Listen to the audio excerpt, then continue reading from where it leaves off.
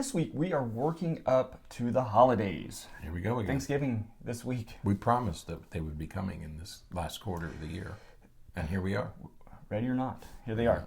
So we're going to talk about some lessons that we learned from Grandma, because we need to be ready for the holidays. We need to be ready for interacting with some of our family members and just preparing for some of the situations we're going to find ourselves in over the next couple months. It seems like Thanksgiving is a little bit earlier this year. It's always the fourth Thursday, of course, but this time it's the 22nd, and it has really snuck up on me. I don't know about everybody else, but I had to pick up my daughter last night, and there are Christmas lights out. Yeah. And it seems too early. It seems like we just celebrated Halloween, and the summer is barely over. We have hurricane season here in Florida, which ends November 1st, and you always associate hurricane season with the summer. So here we are November 1st, the weather's been warmer than usual.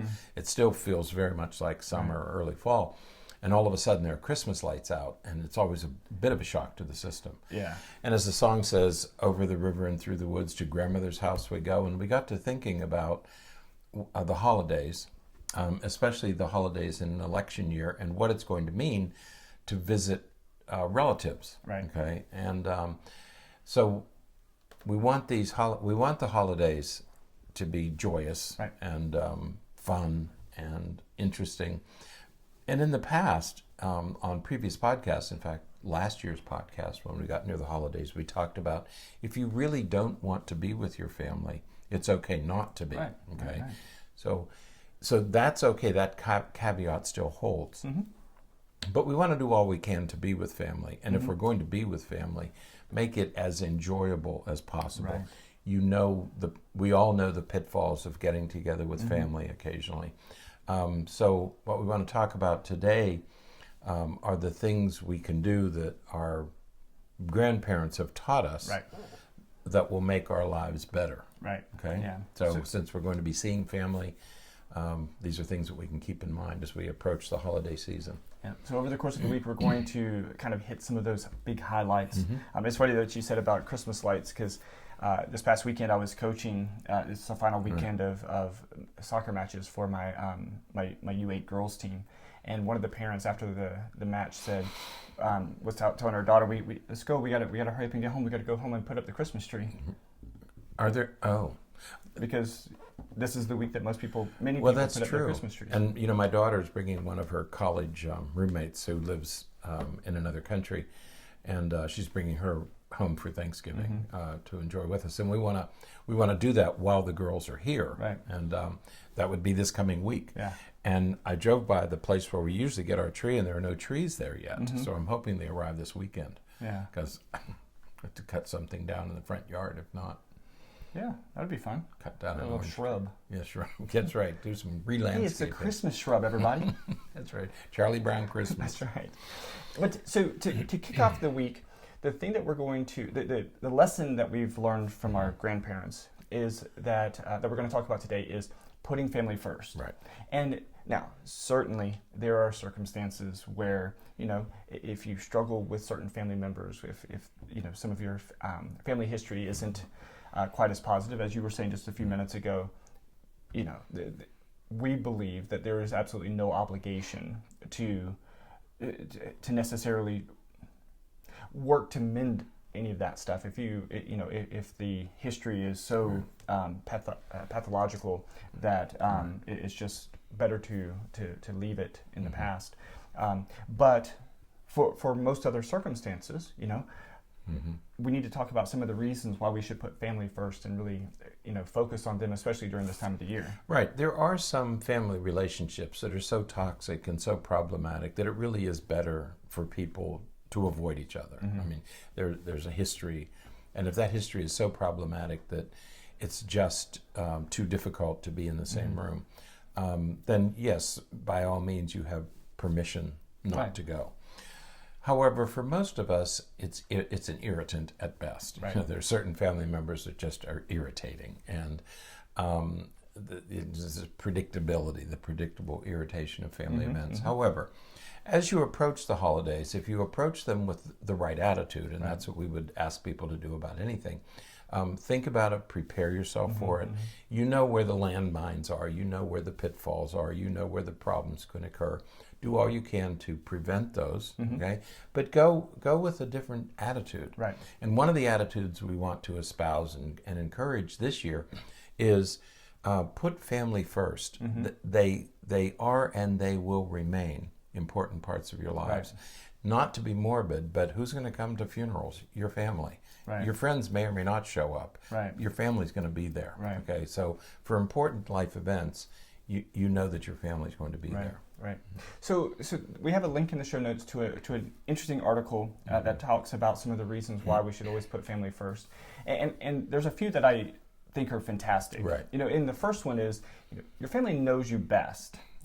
Again, we can certainly think of scenarios and situations where that's not the case, but typically speaking, your family knows you better than anyone else. So whether it's your immediate family, your spouse, or your parents, or even extended family, some people are very, very, very close to cousins and aunts and uncles and grandparents and things like that.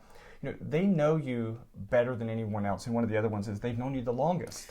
Yeah, they know things about you that your spouse may never know. Right.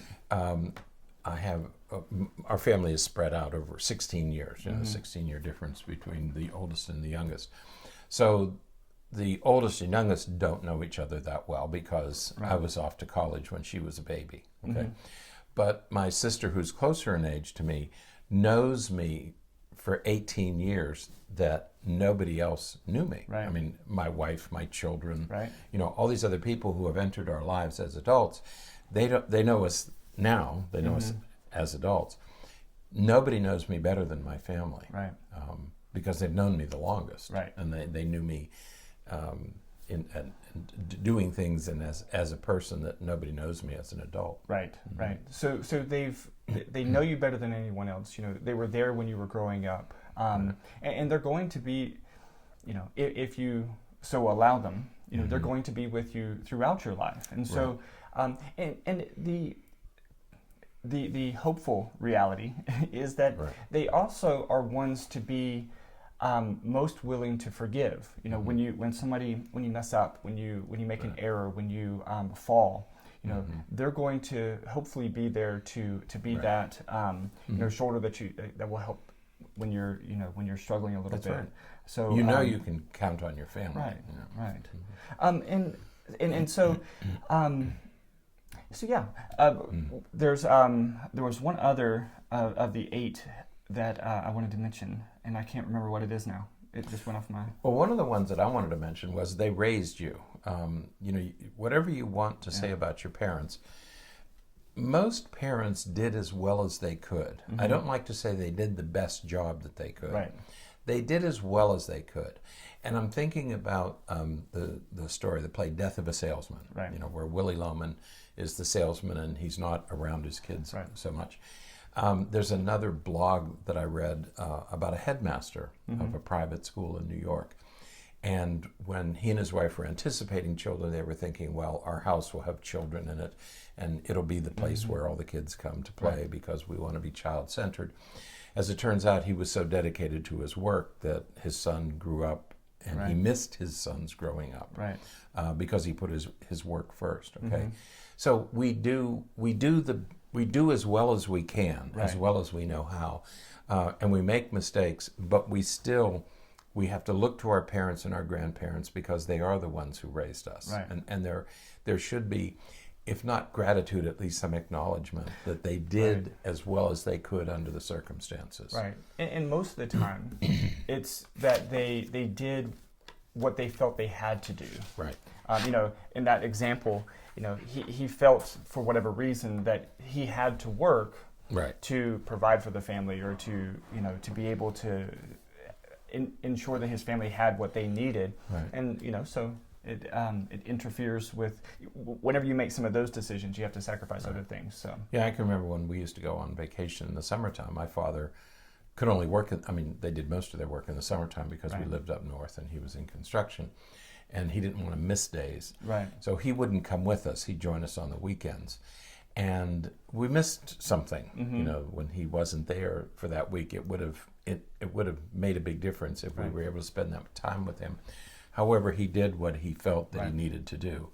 And so now with that perspective, I mean, we were never angry that he wasn't with us, but there was always a little something missing. Now with the perspective of an adult myself, I can say, okay, I understand why he did that. Right. He felt that he was doing the right thing. Right. And you can't resent somebody for doing what they felt was right, for you. Right. I mean, most of what our parents do, they do for us. Right.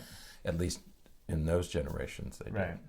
Yeah. The other one that I wanted to mention is that, no matter how much distance, how much time has passed, your family is going to be is consistent.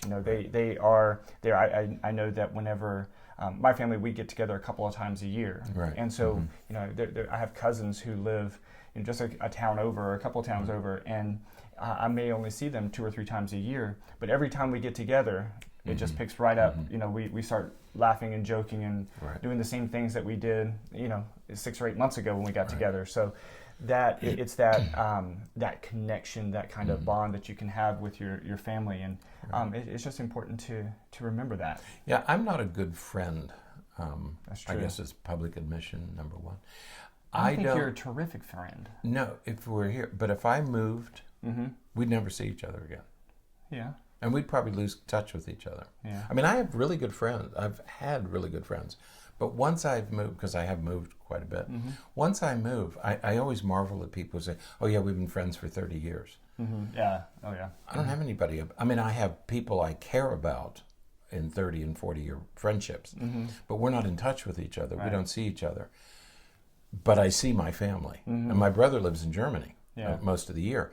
And even though we have that distance, he lives in California and Germany, so we have 3,000 or 4,000 miles separating us, but we manage to see each other and we manage to stay in touch. Yeah. And again, that's only with family that I do that. I don't know how other people are, but family you stay with, you stay involved, you stay connected. Absolutely. So, well, so as we're going into the holidays, remember that family is family, and barring some really traumatic bad history, use this time to reconnect and to get together and remember that family does come first. And as you approach the holidays, you can approach it with nervousness, anxiety,